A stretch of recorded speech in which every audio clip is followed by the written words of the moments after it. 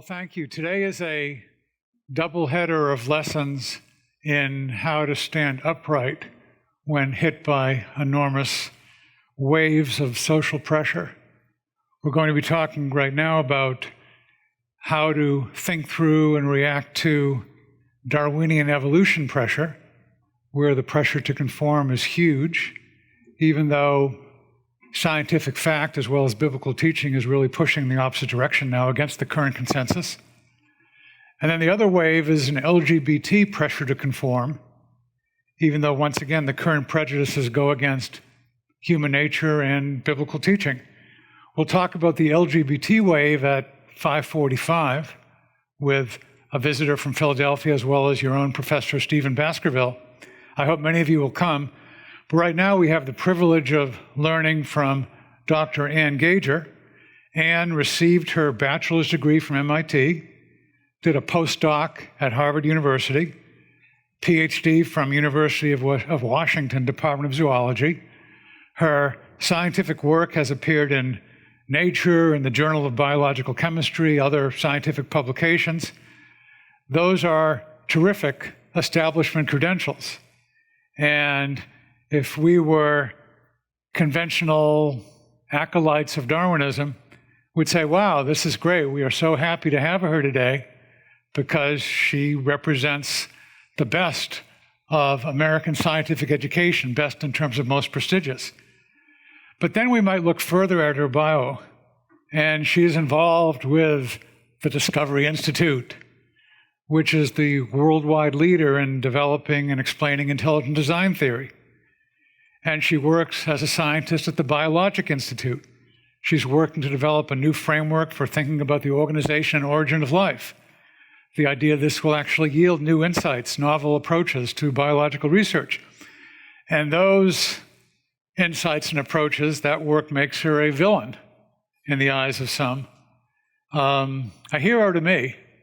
So please join me in welcoming Ann Gager.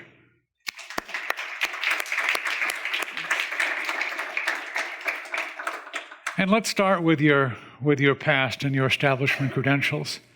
Okay, MIT and Harvard postdoc. Then you left science for a while. Tell us what happened. I left between MIT and Harvard. And Harvard, okay. Yeah. Tell us about that. MIT is a really intense place, and there are a number of Nobel Prize winners there. It's very competitive, and the atmosphere is one of kingdom building. People very much value their prestige, and I didn't feel comfortable with that environment. I was already a Christian, and it seemed to be counter to what the gospel teaches. So I left science to go teach. And I ended up coming back because it kept drawing me back. Do you want me to continue? Sure, please. Okay. About 1982, 83, an abbess at a Benedictine order told me to go get my Ph.D. And I was completely surprised. But being an obedient sort of person, I went, and I applied to the University of Washington. I was living in Seattle at the time, was accepted, and started my Ph.D. The whole time I was there, I was like, God, why do you have me studying science? I don't get it. Why am I studying science? How am I going to serve you by studying science? I remember standing on the doors of a library saying, God, why do you... Anyway, it was a constant mantra. Got my Ph.D., met my husband, went to Harvard, had 2 babies in a 3-year postdoc. That's really hard. A baby should count at least as 1 research paper. And we found out my eldest was disabled, and I made the decision to stay home. So I quit science a second time. Then what happened? I went and raised my kids and homeschooled, and time passed, 12 years. I started having a recurring dream where I was wandering the halls of my former universities, knocking on the professors' doors and saying, "I know how to finish my research. Would you take me back?" I didn't know why I was having this dream. And this is going to get me into trouble with the established science. You're already in trouble. So I already knew I doubted Darwin, and I became obsessed with the idea that evolution was pulling young people away from the faith. They were being taught that science pointed away from God, that you didn't need God anymore. Evolution could explain everything. And I didn't believe that. So I would buttonhole people at homeschool conventions and say, "We really need to do something about this. We need to teach them science points toward God." And people would look at me like, "What sort of kook are you?" But I didn't know why I was obsessed with it. A number of other small things happened that indicated something was going on. And finally, a friend sent me an email from the I should mention this other thing. I left science at 1992. Fast forward to 2003, 2004, August of 2004. I had discovered that intelligent design happened during that window of time. And happened in the sense of? Mike Behe's Darwin's Black Box, Stephen Meyer, Discovery Institute, Jonathan Wells, all these Illustra Media videos, all this stuff had come out, and I was delighted to find out there were scientists who thought the way I did. And then I discovered they were in my own backyard. They were in Seattle as well. So this friend sent me an email from Discovery Institute called Nota Bene. It was announcing when Stephen Meyer had just published his article in the journal associated with the Smithsonian, where he explained that the Cambrian explosion was not possible to explain by Darwinian terms, that intelligent design was a better answer. And it raised a huge ruckus, but the point was, for me, I decided to sign my name up for the newsletter. Within 20 minutes, I signed my name Ann Gager, Ph.D. I thought, I wonder what'll happen. And within 20 minutes, I got a phone call. They said, "We see you have a Ph.D. Yes. We see you live in Seattle. Yes. We see you signed the Descent from Darwin list. Yes. We're having a seminar with Steve Meyer. Would you like to come?" I'm already signed up. Pause. "Can I send you my CV?" "Sure." I worked on it, sent it off. 20 minutes later, another phone call. "Would you come talk to Steve Meyer?"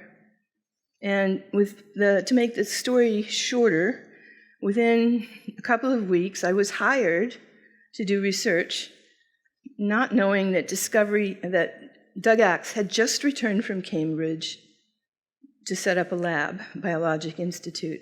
So we had the confluence of events. I was in Seattle just at the time Doug was coming back. I show up out of the woodwork, and the rest is history.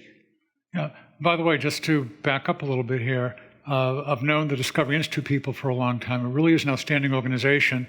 And if you haven't read Steve Meyer's, well, a lot of articles, but two books in particular, one is called Darwin's Doubt, the other is called Signature in the Cell. They're really good basic science explanations. You have to know some science, what you've learned here, Patrick Henry, but then they're very understandable. He writes clearly, and Steve has been trying to pull together scientists. I think the reason they responded so quickly is because there aren't a whole lot of science PhDs, especially from MIT, Harvard, University of Washington, who are actually willing to come forward and be publicly identified with an intelligent design position, since for most jobs at universities, that's a decree of career death at that point.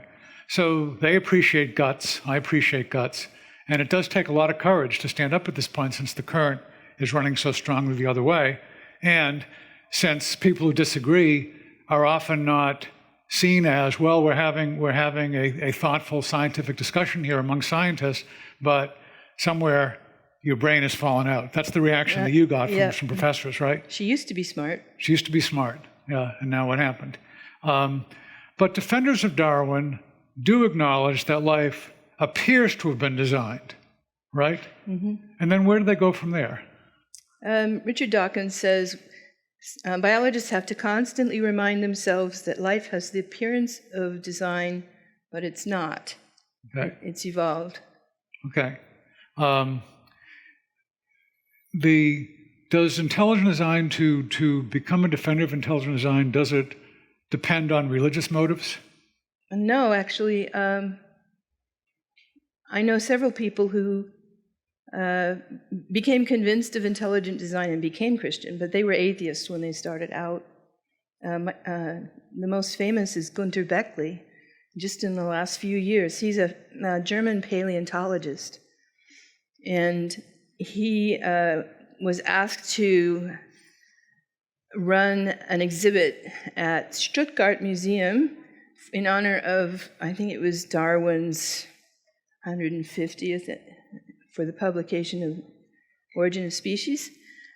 And he made one mistake. He set up an exhibit where he had a scale with Origin of Species on one side and ID books on the other, a stack of them. And he had it like this to indicate that Darwin was more weighty. But he made one mistake. He read the ID books. Yeah, that can be harmful. Yeah. It can be dangerous. And he contacted Steve Meyer by email very secretly, and over the course of a year or more, there was dialogue between Discovery and him, and he ended up becoming a Christian, and then he made a public announcement of his support of ID. And within a year, he was terminated from his job at the museum. So, yeah.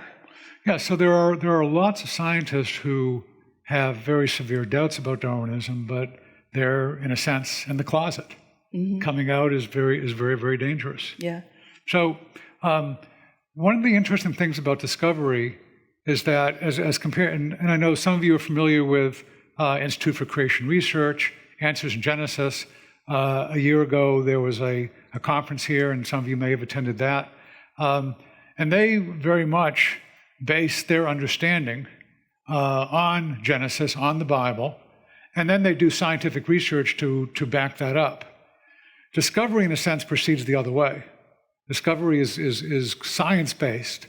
A lot of the people who work with it are Christian believers, but others are not. But it's science-based, and so let's get into the science a little bit. And some of the research that you've done. At lunch, you were telling us about Nylonase, mm-hmm. which it's interesting. I worked at DuPont Company a long time ago when DuPont invented nylon in the 1930s. And thus, this is new material, and bacteria that feed off particular byproducts of nylon might be said to have suddenly emerged out of nowhere. But tell us about your research in Nylonase.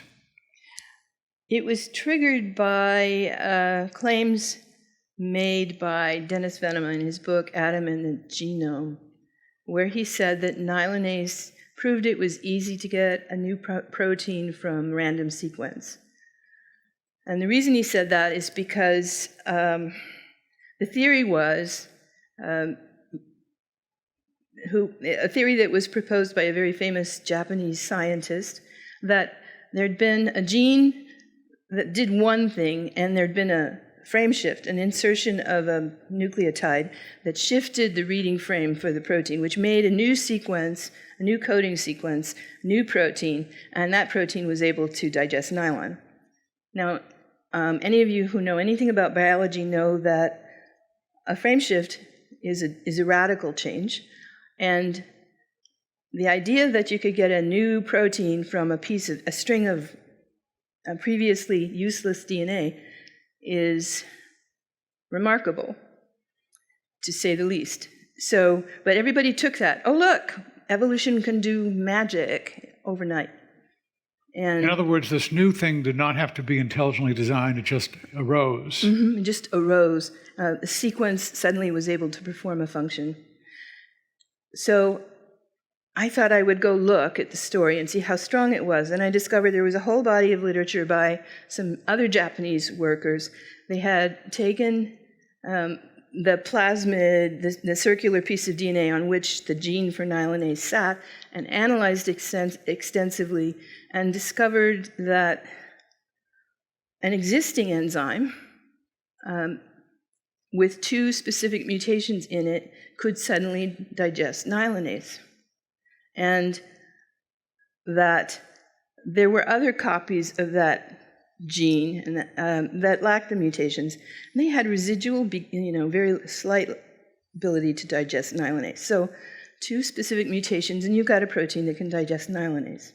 Instead of having a frame shift, you just needed 2 mutations. Now, when you say frame shift, explain what that means. Okay. A gene is composed of nucleotides, but the code that translates that gene into protein is a triplet codon.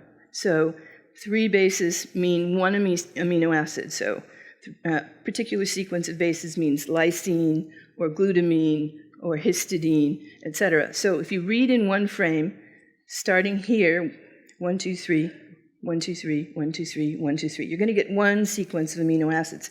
If you shift the frame over by 1, 2, 3, 4, 5, 6, 7, you're going to get a different sequence. A different amino acid is going to be specified. So a single nucleotide insertion can change the frame. There was no evidence that there had ever been such a frame shift because the current sequence was as it was.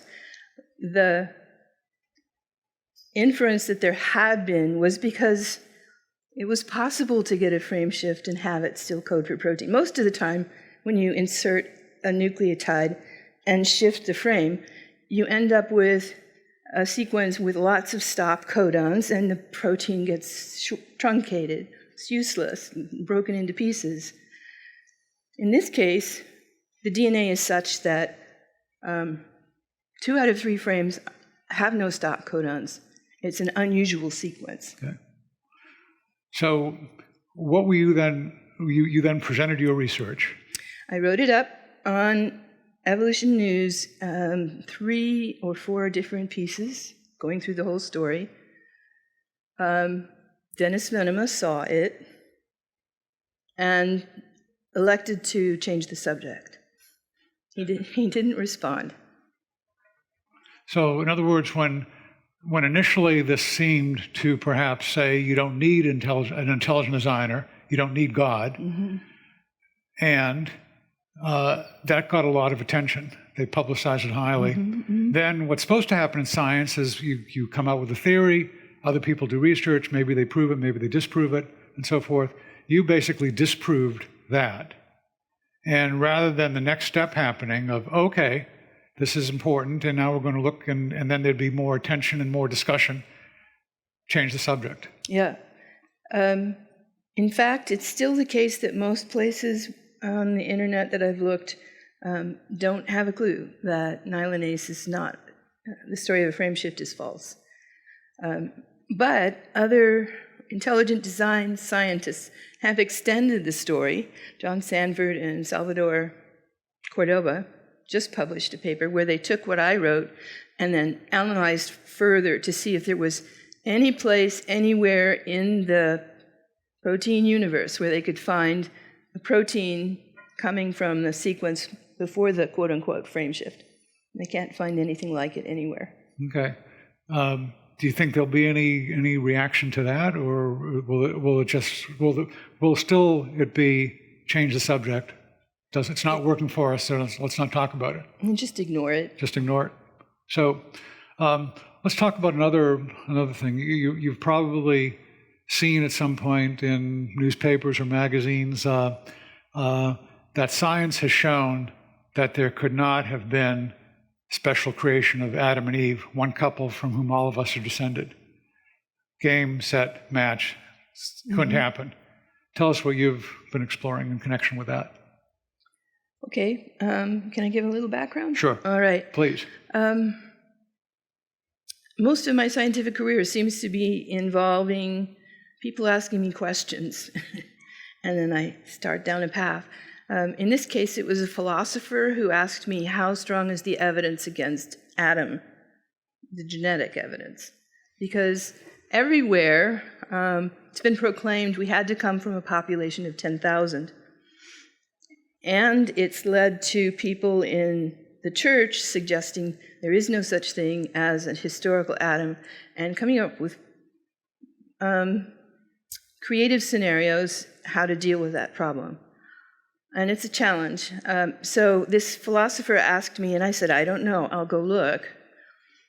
I started with a paper by Francisco Ayala, who's a very famous evolutionary biologist. And he wrote it with an agenda. He wrote it to disprove the possibility of a first pair. He was mad about mitochondrial Eve. Explain that for a moment, Okay. so that people understand. Mitochondrial Eve. Some scientists in the 80s sequenced mitochondria from people from all around the world. Mitochondrial DNA is a small circle of DNA. It's easier to sequence that than a whole genome. And they took that DNA and looked at its relationships between humans from different parts of the world and drew a map showing the pathway of sequence descent. And it traced back to a single sequence in Africa. Now, we inherit mitochondria mother to daughter, so it's matrilineal inheritance. So that single sequence would be one woman in Africa. Everybody said, oh, look, Eve, mitochondrial Eve. He didn't like that idea. Now, he had a valid point in that mitochondrial Eve does not prove Eve, because there could have been a whole population of women at the time, and only mitochondrial Eve's genome sequence made it to the present. All the other lineages died out. So that's the way it goes with genealogy sometimes. So it doesn't prove or disprove anything. But Ayala wanted to disprove it. So he took a gene called HLA-DRB1, and it's one of the most variable genes in our genome. In this room, we may have 20 different versions of that gene. In the worldwide population, we know about 1,000 right now. So he thought, okay, it's impossible to go from so many variants through a bottleneck of 2. And he did some calculations, and he drew trees and came to the conclusion there had to be a variation of a total number of 32 variants at the time of our split from chimps. 32 is too many to pass through Adam and Eve. The most you can get through is 4. 2 from Adam, 2 from Eve, because we each have 2 sets of chromosomes. So I thought, well, that's a pretty solid argument. 32 is too much to come from Adam and Eve. But I kept looking, and I found another paper, Bergstrom et al., published a few years later, said, Mr. Ayala, or Dr. Ayala, you made a mistake. You chose a piece of DNA that contradicts the method you used. It has high mutation rate, high gene conversion, high rates of selection. And you have to have background levels of all those things for the math to work. So we're going to redo it with a neighboring piece of DNA that doesn't have those problems. And they redid it, and the number dropped from 32 to 7. And I thought, huh. And I looked some more, and a few years later, there was another paper from the same group, and instead of using only a piece of the gene, they used the whole gene, and the number dropped to 4. And that made me think, 4 could pass through a bottleneck of 2. And maybe there's the possibility of a first pair. And it set me on a journey to explore other evidence. Indeed, it has been a journey. The next thing I did was look at fossils. And then after that, I started thinking, can we do an alternative population genetics model that doesn't depend on evolutionary assumptions, and check their calculations for 10,000 using a different model. And that's what we're working on now. Okay. The Templeton Foundation, which is a very well-funded foundation based in Philadelphia, gave Ayala its big award, yeah. and so forth. They haven't given you an award. No, of course not. Well, I don't even know if he's issued a retraction of that paper, even though it was, mainstream scientists that demonstrated he was wrong. Yeah. Now, one of the things I suspect many of you have heard is that the descent of man from a chimp-like creature is pretty obvious, since 97 to 99% of our DNA is the same as that of monkeys. Well, chimps anyway. Of chimps in particular. Maybe bonobos also, but chimps. What do you make of that? Isn't that clear then, that evolution is proven? Okay, common descent. That's based on similarity of sequence, as you pointed out. My experience from looking at proteins is that similarity of sequence doesn't prove that there's a pathway between the two. So the fact that two things look alike doesn't mean they came from a common origin. So that's the first thing. Second thing is the fossil record doesn't show a complete pathway between ape-like creatures and human-like creatures. There's a gap.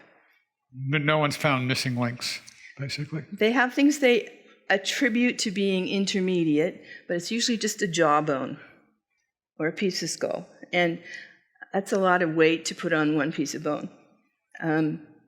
Now, gaps are dangerous. You don't want to put your weight on them too much, because gaps can be filled. Okay. But the other thing is that we may be 95%, 99% identical to chimps. That doesn't prove, just because we're that identical, that we are the same or there's a pathway between us. And the reason is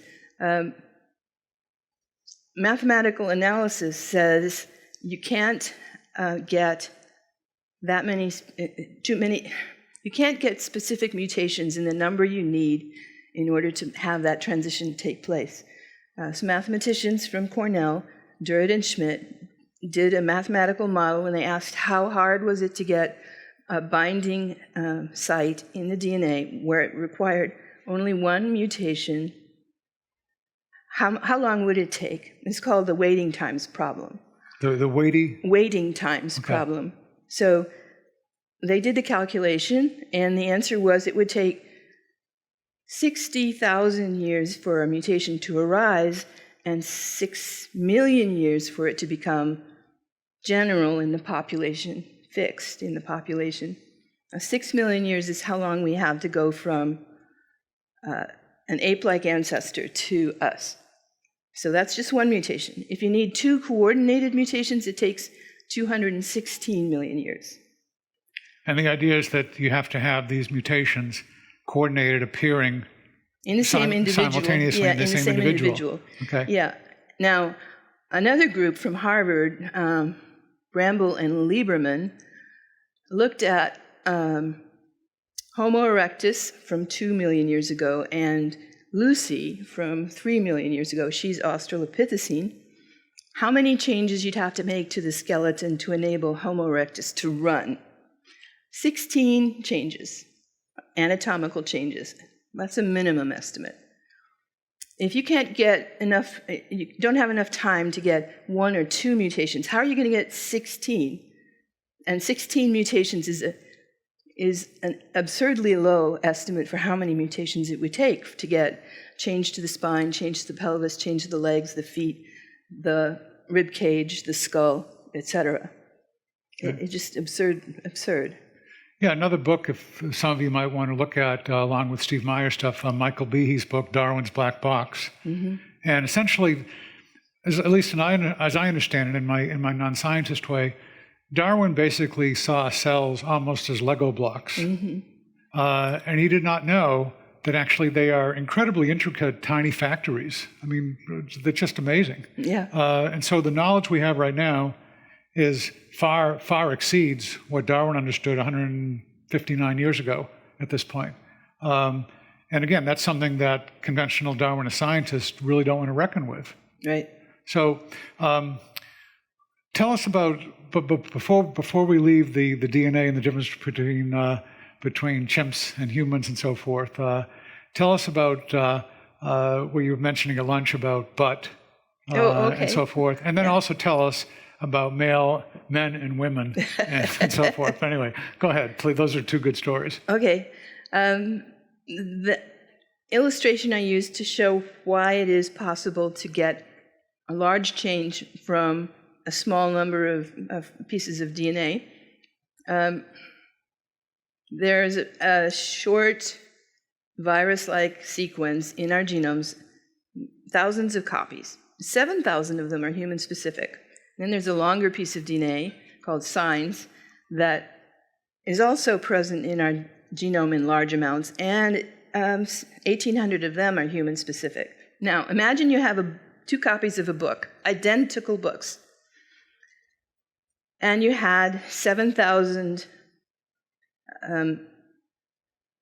knots, N-O-T, and 1,800 butts, B-U-T, and you targeted those words and placed them strategically in the text of the books. So you've got 7,000 knots and 1,800 butts in a book. Can you change the meaning of the book? What do you think?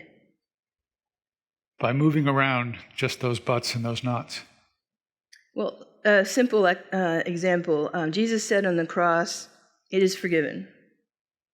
Jesus said on the cross, "It is not forgiven." Radical difference in meaning. So you've got all this change, but it's small pieces of change, and it's targeted. And what it does is it changes gene expression. So those small changes, summed together, produce large changes in our gene expression. In the brain, for example, assuming 1 to 5% sequence difference, you can get 17% difference in gene expression in our brain compared to chimps. So it can be much more effect than you might expect from small differences. The other question was? The other question was about the difference of men and women as far as X and Y chromosomes in comparison to monkeys. Okay. Chimps.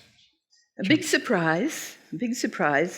When they sequenced the chimp Y, everybody had expected human and chimp Ys to look a lot alike. Well, they're almost completely different. They're rearranged different amounts of gene coding sequences, etc. So a friend of mine likes to joke that men, since they have a Y chromosome, are 1.8% less chimp-like than women. There's stunned silence here. And that's because go through it one more time for people. All right. Women, you don't have a Y chromosome. No one told me. Anyway. Men, you do. So men have one chromosome that's distinct from chimps. Women, sadly but true, you don't. And I'm, sitting here as one of you. So if you're just running the numbers, we are 1.8% more chimp-like than men. Well, we better move quickly past that. But now that we're on the subject, tell us about women in science and the difficulties particularly faced there. Okay. Well, one thing is if you have 2 babies and a 3-year postdoc, it puts you at a disadvantage in publishing. It's the big difficulty for women is the demands of family and marriage. Women can choose to put their career first, but most women don't want to. And so if you have children, it just happens naturally that when the child gets sick, it's the woman who stays home. And I was torn when I had my babies about whether I should continue working. And then when I found out my eldest was disabled, that decided it for me. So, but there is a steady drop-off. Women are more than 50%, I believe, graduate students. Postdocs, it decreases faculty even more. And then with the pressures of getting tenure, even more. So there's that. At the higher levels, I imagine there's something of a bias, but I can't document that. So, but it's hard. It's very hard. Also, women do science differently. We have a different approach to things. We want to be collaborative. We want to, we're not so competitive into duking it out with the competition. We are more sensitive to criticism. So science is a very rough and tumble field where you have to be able to fight for your views and have a thick skin. So. And you basically would have left it, except that you kept having these dreams. I left it twice. Yeah. But God had other plans. And when I got offered the job at Discovery Institute, I remember going home and saying, God, now I know why you had me study science. In fact, I would extend that now. I would say, now I know why you had me go to MIT and Harvard. On my own, I wouldn't have done it. I had applied to the University of Virginia and William and Mary, and my father brought home the catalog from MIT. Good. We'll go to your questions in a minute. Let me just ask one other thing.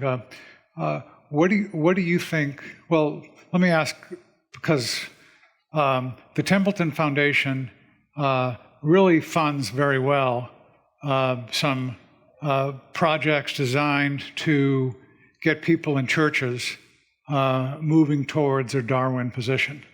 There's a very definite plan to do that, and you can read about all this. An organization that's been funded by Templeton, now it has other funding also, is called Biologic. Biologos. Biologos, excuse me. And you will, if you're in your churches, you will probably be getting information from those. Tell us, before we deal with questions to you, I just want to know, what has been your experience with Biologos, and how is that debate going within Christendom? Okay. Because in many ways, Christians are the people who are standing up against Darwinian domination. And there is this effort to try to undermine them and change a lot of teaching at Christian colleges. So just tell us a little bit about that, things we should be aware of as we read about various projects underway. Okay. First, Biologos, biologic. Logos, logic. Yeah. That's how I keep it straight. Okay. Biologic has the logic. Right. Biologos has a firm statement of faith on their website that there had to be at least 10,000. There never could have been a bottleneck of 2. There never could have been a historical atom. Firm statement. And they advocate for it with the churches. And there have been debates among mainline evangelical churches about whether to accept historical atom or not. And if not, what do we do with the theology? How do we handle it? Is there a way to finesse this question? This past fall, due to the efforts of a British research scientist named Richard Buggs, he challenged Dennis Venema based on his book, Atom and the Genome, where he repeatedly made the statement, we had to come from 10,000, we had to come from 10,000. The evidence is firm, had to come from 10,000. Buggs challenged Venema and said, where's the evidence for that? And Venema didn't have an answer. They went round and round. Finally, it looked like the conclusion was going to be nobody had ever directly tested it. So a population geneticist named Steve Schaffner said, okay, I'm going to, enough of this talk. I'm going to make a model and see.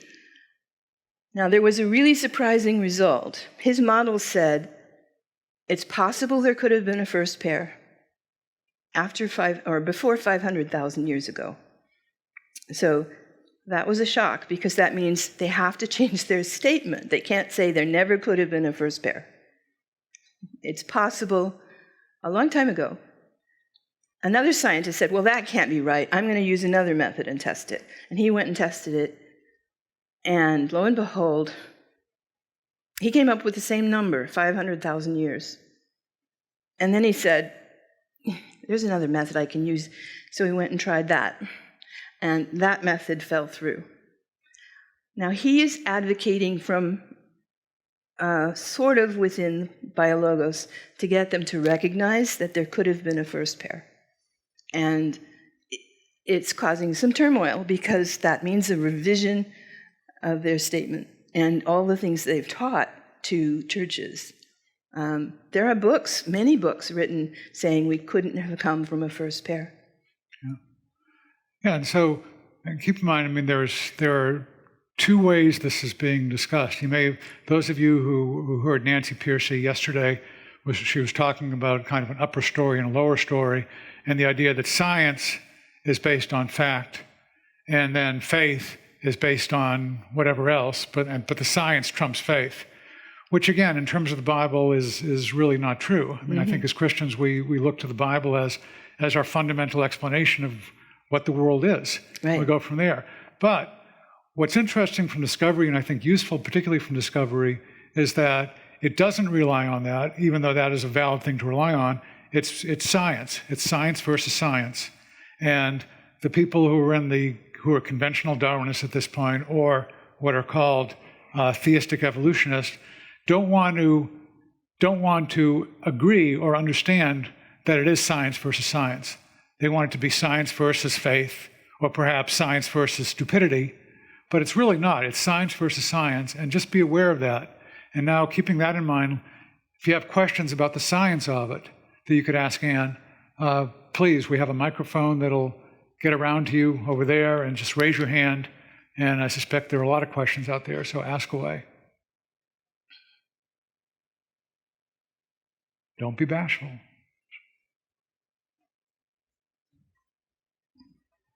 And it's been wonderful to have you. The conversation is exciting. Maybe 9 years ago, the Google homepage was changed. It was the image of the fossil Ida. Are you familiar with this unveiling of this fossil? It demonstrates somehow a transition between probably a lizard-like creature and a primate. And I'm not a scientist, but I like science. I'm more of a theologian. But I'm clicking and I'm reading about the unveiling of Ida, and it was actually exhumed and studied in secret 10 years before the big PR splash. So in short, my question is, what is motivating the scientific community? Is it a noble aim to get at truth? Is it an attempt to make a lot of money? Because there's a lot of money in unveiling this new fossil? Or is it to maintain a position and to defend a position? The presupposition is set, it's inarguable, we just have to defend it. Okay, let's start with the last one first. Most scientists are blind to their own assumptions. They don't even consider that there might be another explanation. For them, common descent is an automatic, it's a given, and they don't consider any other possibility. Which is why nobody ever checked to see if there was a possibility of two, because it was just a stupid hypothesis for them. Second, motivations. Among paleontologists, fossils are rare, especially fossils that are transitional between groups, and they can make or break a career. So there's a desire to release with the most fanfare and the most public exposure as possible. So some of that probably needs to be coordinated. Some of you may remember in the last few years, Homo naledi out of South Africa. That's another fossil supposed to be human-like, and the debate is whether it really is or not and how old it is. The man who released that, Lee Berger, is something of a publicity hound, and he overstates his case. It's the case with a lot of fossils that claims are made, declarations on the front page of Time magazine, the latest breakthrough, first example of the ability to walk upright. Lucy, she's bipedal. We have a fossil that shows the ability to walk upright. And then a few years later, careful reconsideration, other paleontologists examine the remains, and they say, wait a minute. No, Lucy could have been on all fours. She has long arms, look like she could knuckle walk, swing through the trees. Maybe not. Maybe she didn't walk upright. Here's a joke. It's true. They looked at her fossil skeleton to see if they could determine a cause of death. Do you know how she died? She fell from a tree. Did I answer all your questions? Okay. Other questions? So, we're a liberal arts college.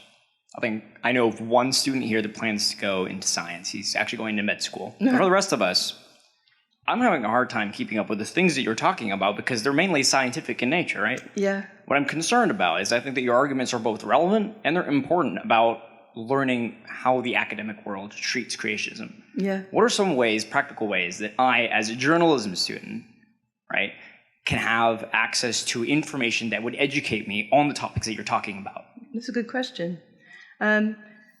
Go to evolutionnews.org. Every day there's new content there that has to do with intelligent design. And you can search on authors and you can search on topics. So if there's a particular thing you're interested in. That's a journalistic style, but it does have links to references and stuff. And I don't have it with me, the big theistic evolution book. Do you know, anybody have it here? There was a book published last November. Oh, yeah, okay, in the back. Can I borrow it? It's about, 868 pages, which most of you could read just in one afternoon. I think it's 1,000. 1,000. Yeah, there you go.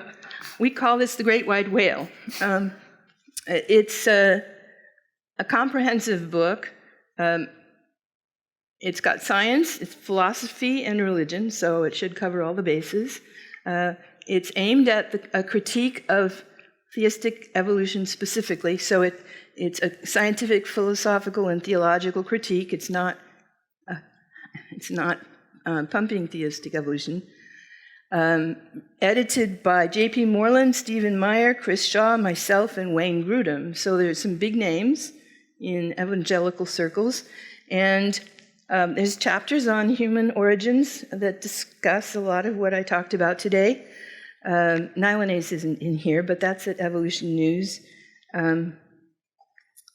If you're another chapter, if you're interested in the possibility of getting life from non-life, can the chemistry work? At the Origin of Life, chapter by James Tour, who is a first-class chemist. Really fascinating read. Stephen Meyer's got 2 chapters on why theistic evolution just doesn't work. So there's a lot here. Yeah, and I'll say it's really good. It was on our short list, Science Book of the Year back in December in World Magazine. And Evolution News is very useful.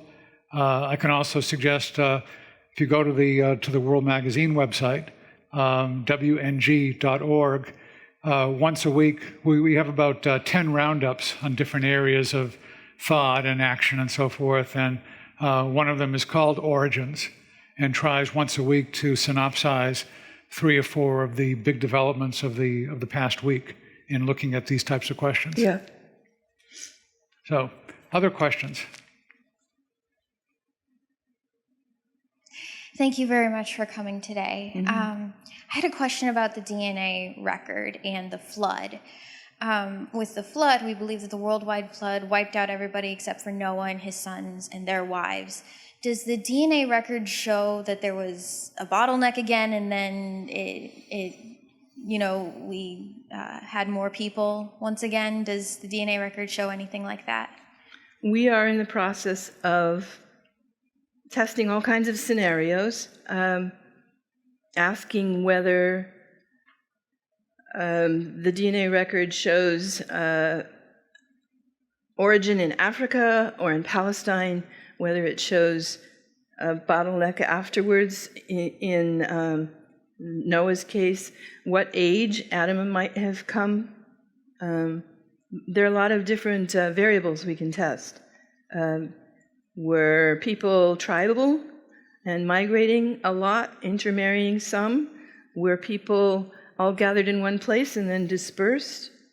There's going to be signs of these things, and the way it works is we have conditions we set, and then we run the model and see if it fits the curve, the actual data in the genomes. I'd like to say more about some of the possibilities that we're already finding, but I can't because it hasn't been published anywhere.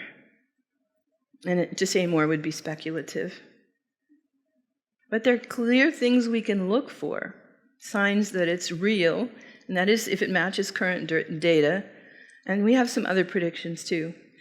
You can go to biocomplexity.org, bio-complexity.org. That's where our research papers are often published, and a paper describing this model is there. I'd recommend that. I saw some puzzled faces when we were mentioning just all these things that have to happen at once. But I know you've written about larvae, how do you go from larvae to butterfly, and all the types of things that happen. Maybe you could use that as an example to try to explain and clear just how all this stuff has to be coordinated, or else you don't get a butterfly. Okay. You all know about caterpillars and butterflies, right? Yes? Okay, good. Do you all know that they have to go through a pupal phase to transition from one to the other? They enter into the pupa, and essentially what happens is the larva dies. All of its tissues are dissolved, or nearly all, and it has to rebuild itself from basically scratch. It has to make legs, wings, new brain, new eyes, new abdomen, has to be able to reproduce. All of that has to happen, and it has to happen right. Because if it doesn't happen right, what you have is a dead butterfly. And evolution requires the ability to reproduce. If you can't reproduce, you're the end of the evolutionary trail for your genetics. And so if a butterfly can't make it all the way through to adulthood and then reproduce, it's a dead end evolutionarily. So if you make it into the pupal stage as a larva, but something is not there for you to be able to make all those tissues, it's the end. So how did you cross that bridge from larva, caterpillar, to adult? There's a complex series of things that have to happen.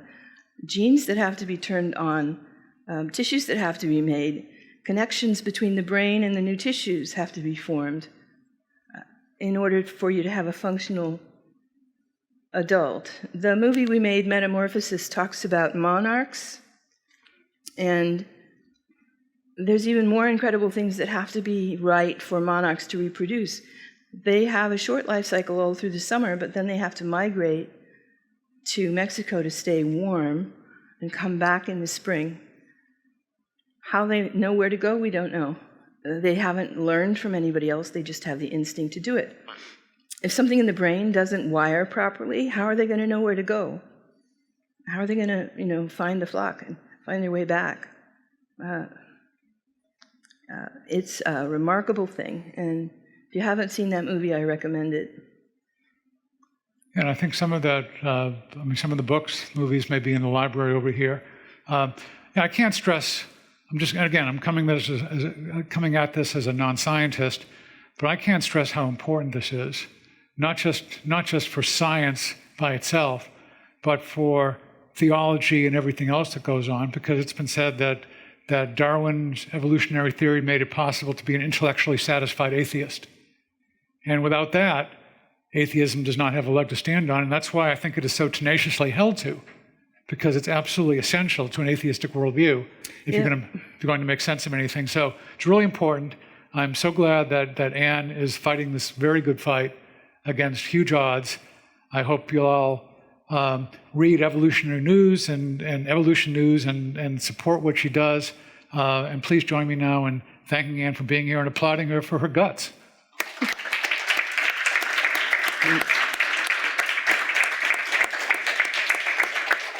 Thanks.